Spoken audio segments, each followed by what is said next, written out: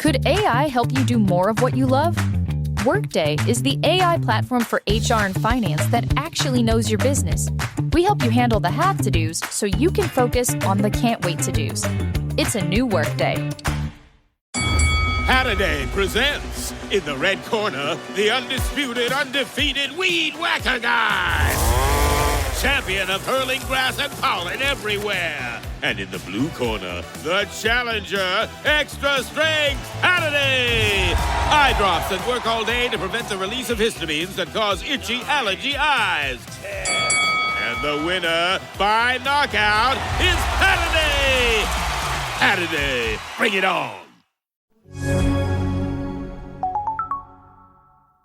Obesity has been a stigmatized disease, meaning for decades it has been felt by the patient that they should just be able to fix their own condition, that they alone are responsible for their condition, and over by society, by even well-meaning physicians, in years past would say, just eat less, just exercise more. And people, we know now scientifically that is not very effective for weight loss, that just alone eating healthier and exercising, while it's good for our health and well-being on various levels, isn't enough to produce lasting, sustained weight loss. Now that we have this effective treatment, it's been challenging to get it out to patients for various reasons that we can talk about. And so because of that, there has been this other market that has cropped up and continues to exist today that produces sort of off-brand medication that produces something that we don't know is safe or effective or of high quality because it's not being regulated, under the guidance of the FDA. Hey everyone, this is Jonathan Marks from Go to Health. I hope you're doing well today. We've got an important topic today. Of course, all the shows we do are important, but this one is about obesity. Obesity is a complex chronic disease that's often misunderstood and undertreated. Limited insurance coverage forces many patients toward unsafe alternatives, like compounded GLP-1s, which are not FDA approved and carry twice the risk of hospitalization. Twice the risk.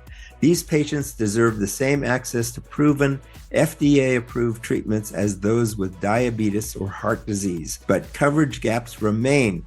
Only a third of employers cover GLP-1s for obesity, and most Medicare and Medicaid programs don't cover them at all. The exciting news is that in 2026, Medicare is going to begin to cover GLP-1 drugs. So you'll want to stay tuned to learn more about this. With us to talk about this today is Dr. Angela Fitch, the founder and chief medical officer at KnownWell, which is at knownwell.co, a comprehensive, empathetic healthcare practice that fits all bodies. She's the former co-director of the Massachusetts General Hospital Weight Center and faculty at Harvard Medical School. Dr. Fitch helped create a multidisciplinary medical surgical weight center at the University of Cincinnati and was the medical director of the Executive Health Program and vice president of primary care. If you want to learn more about obesity drugs and what's safe, you can go to obesityaction.org. Before we get to Dr. Fitch, if you're enjoying our show, please leave us a 5-star review on Apple, Spotify, or YouTube, or wherever you listen to us.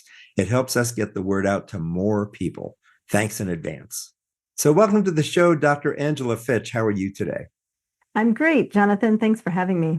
Good. So what are the biggest risks patients face when they're using unapproved compounded GLP-1 drugs? And first, even before we get that answer, tell us what GLP-1 drugs are and why there's such a craze about this. Well, Jonathan, GLP-1 drugs are glucagon-like peptide 1. This is a naturally occurring hormone we have in our body already that regulates not only our metabolism and our blood sugar regulation, but also our appetite and our weight. Mm-hmm. And so we have found over decades that these medications have been shown to produce ongoing, lasting weight loss as long as people, continue to take them. And so again, now that we have this effective treatment, it's been challenging to get it out to patients for various reasons that we can talk about. And so because of that, there has been this other market that has cropped up and continues to exist today that produces sort of off-brand medication that produces something that we don't know is safe or effective or of high quality because it's not being regulated, under the guidance of the FDA. And so this is the complexity that we have here in America. Thank you for explaining that. I appreciate it. So what are the biggest risks patients face when they're using unapproved compounded GLP-1 drugs? Well, the big thing to understand is that, these medications, semaglutide and tirzepatide, those are the most common two GLP-1 medications today. There's no generic version of them. There's only the brand name versions that come from the pharmaceutical companies that created them, researched them, figured out how to make them, and are producing them, in their facilities. But there's not a generic version. So, but because of the as you mentioned earlier, the sort of hype, if you will, around these medications has been not for any other reason in that they're so effective, right? We haven't had effective treatment for obesity in a medication form. We've had bariatric surgery for quite some time. But as far as medications go, we haven't had this effective medication until we saw the advent of semaglutide, and then tirzepatide came out after that. But because there's so many patients in the United States, there's over 140 million Americans that need access to treatment and they don't have access to treatment. That and the fact that we now have an effective treatment means that there were a lot of these places that cropped up that are selling the medication, selling their services to get people access to the medication. And that's the concern we have, is that may or may not be something that is FDA approved, and patients really don't know the difference. They might think that they're getting the FDA approved version when they're really not. That's scary. I mean, how would I, as a patient, if I'm interested in a GLP-1 drug, how would I know if something is approved or unapproved by the FDA? I mean, how would I research that or know it?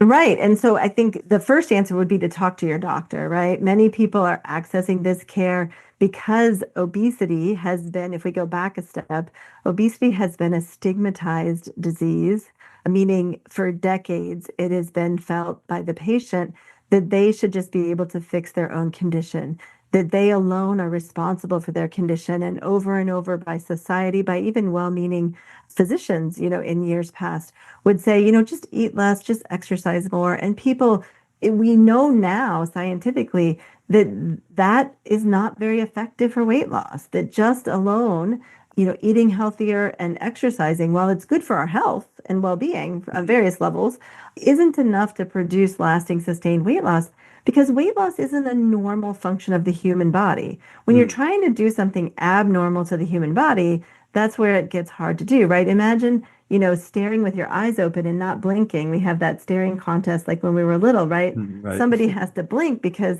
human eyes blink automatically, right? And human bodies gain weight by nature. And so it's very challenging to keep that weight off long term. Tell us, how does a GLP-1 drug work? What happens? How do we lose weight by taking these drugs? Yeah, so as I mentioned, we have naturally occurring GLP-1 in our body. The issue is our own GLP-1 that our body makes only lasts for a few minutes in our body. But what happens is, for example, and I tell patients this all the time, that if you think about, say, for example, a large meal that you might eat, like Thanksgiving, traditionally it's coming up in a few weeks. Traditionally, we might eat, more than we do on sort of a normal eating episode, in that meal, because we have such good food and we have family around and people we haven't seen in a long time. And socially, we're eating, and, Aunt Becky brings the pie, and, Uncle Charlie brings the stuffing, right? And so again, we're consuming this food. When we consume that food, our stomach sends a signal to our brain that says, hey, you know what? I'm kind of full, like I'm getting full of, and that's regulated by GLP-1. That GLP-1 goes back up to your brain and says, you know what, I'm full. And then your brain sends a signal back to your stomach and says, you know what, I'm going to slow down the emptying of the stomach because it's getting full and I want the person to know that I'm full, and I'm going to slow this process down. So that intricate process between our gut and our brain happens via the mechanism of GLP-1, of our own GLP-1. And classically, for example, you might notice when you eat Thanksgiving that while you're eating dinner, you can, have another bite of pie or another bite of something. Mhm. But then 20 minutes later, when you go sit down, you're like, oh, wait a minute, I way ate too much, right? Yes. And that's because it takes that 20 minutes for your GLP-1, that whole system I just explained, to kind of kick in. And that's the natural way that works to regulate our hunger and our appetite. Now, when you give yourself one of these GLP-1 medications, you're giving yourself, a supra physiologic, we call it. So above the level that we normally have in our body, you're giving yourself a higher dose in order to create that sort of feeling of fullness earlier in the eating process, right? And many people also feel like they're fuller even throughout the day, even between meals as well. So having that feeling, fuller in general helps us then to be able to naturally regulate our appetite a bit better in order to then, be in that calorie deficit and then produce that weight loss long term. Thank you so much for that explanation. That really helps clear things up for me. I hope also for our listeners. So I want to talk about the bigger issues around this. Why is insurance coverage such a critical factor in access to obesity treatment? Well, for decades, it was felt sort of by insurance that obesity is really a lifestyle issue, that obesity is just a cosmetic issue and not a true, disease process. But in 2013, the American Medical Association said obesity is actually a complex chronic disease, much like high blood pressure or diabetes or other chronic diseases. And so, but that was 2013, that was over 10 years ago that was stated, but still during that course of time, there has not been effective coverage by insurance. It's considered elective to add that on as a covered benefit. And a lot of that was driven by the fact that Medicare didn't cover obesity as a treatment. So commercial plans said, well, if Medicare doesn't cover it, we're not going to cover it, right? And so again, there was this sort of momentum around just placing the blame and the responsibility on the patient. And that is what we know now should not be the case. And we should advocate for greater access to coverage. Last week was pivotal in that it was decided that Medicare, starting in 2026, will be able to cover medications for obesity. And so being able to say that Medicare can now cover these medications, then hopefully will open the doors for a lot of other commercial payers to say, hey, as a standard benefit, something you don't have to add on as extra, we're going to cover this because it's really the moral, ethical, and right thing to do. I'm so glad to hear that that's happening. So that's coming in 2026. Medicare is going to cover this kind of treatment. Correct. For certain individuals, they're going to start with a little bit more restrictive population of individuals. So you have to have a body mass index, which is a height and weight calculation, right? You take your height and your weight, you plug it into this thing called a BMI or body mass index. And if your BMI is greater than 35 or equal to 35, you will have access.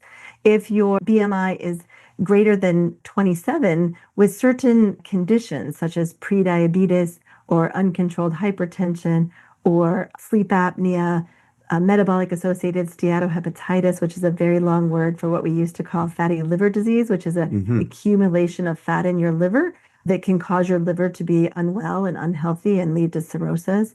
So a lot of these types of conditions, if patients have those conditions along with an elevation in their BMI, they will also get access to care with a $50 copay. So it's pretty exciting. That's great. What steps should regulators and policymakers take to protect patients against these really unapproved GLP-1 drugs? Are there things that legislation can take care of? Well, we in most of our national medical societies that are in the space of obesity feel that, it is something that we have position statements on saying that the risk of taking a compounded drug that's unregulated today is not worth the benefit that it might give, recognizing that there could be some benefit if it's kind of like the drug that you think you're getting, right? But again, we think that right now that risk benefit, favors too high in the risk category, and people should focus on getting FDA approved medications, not these compounded off-brand medications that were developed because of the shortage, right? We had a shortage of these medications, and that's how this compounding got started because of that shortage. But now that the shortage is over, we really should come back to sort of, regulatory practices that would serve the patients, not serve capitalism and people making a bunch of money off people that are marginalized. Thank you. I'm glad you explained that. If people want to learn more, they can go to obesityaction.org. Again, that's obesityaction.org. So, Dr. Fitch, you're the founder and chief medical officer of Known Well. Tell us about your medical practice.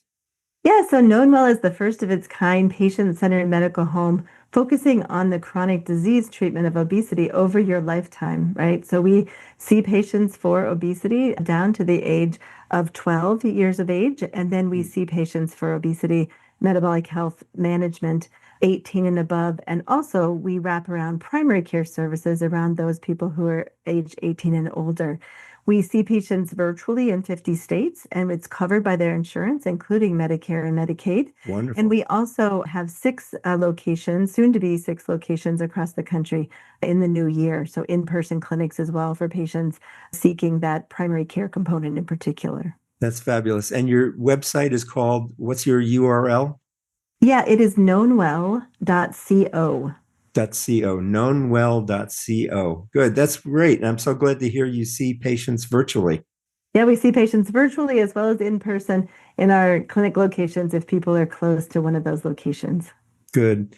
So we get to this point in the interview, Doctor, where I ask, what question didn't I ask that I should have? Or what kind of big message would you like to leave with people today? Well, I think the biggest message, especially with the new year coming forward and a lot of people, get rejuvenized as far as making health changes, right, is to really talk to your doctor about obesity. Do not believe it's your fault. This is not a disease that's your fault. You're not expected to treat this on your own. Talk to someone, talk to your physician, and really sort of know that there are treatment options.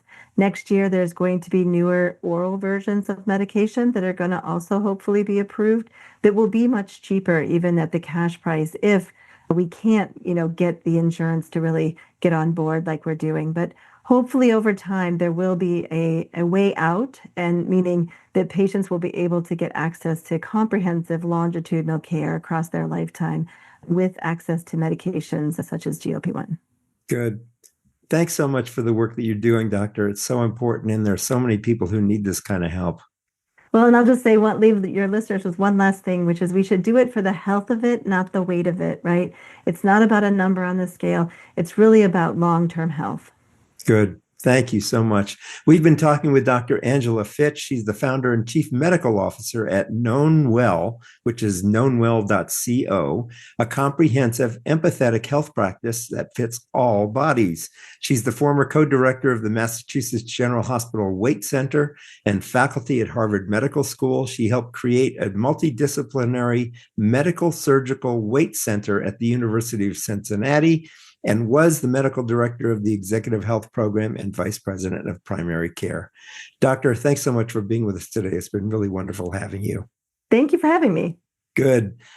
Thanks, everybody, for listening to the show. Remember, if you want to learn more, you can go to knownwell.co or obesityaction.org to find out more about obesity and how to take care of this. This has been Jonathan Marks with Go to Health. And as we say at the end of every show, go to health. God bless. Take care. We'll talk to you again soon. Bye-bye. Thank you for tuning in today to Go to Health. You are one of almost 10,000 people per day who enjoy the evidence-based health information offered by our guest health experts. You can watch us on our website and YouTube and listen to us on 8 podcast networks. Be sure to join Jonathan Marks in our upcoming shows each week. If you like our show, please share this episode with your friends and colleagues.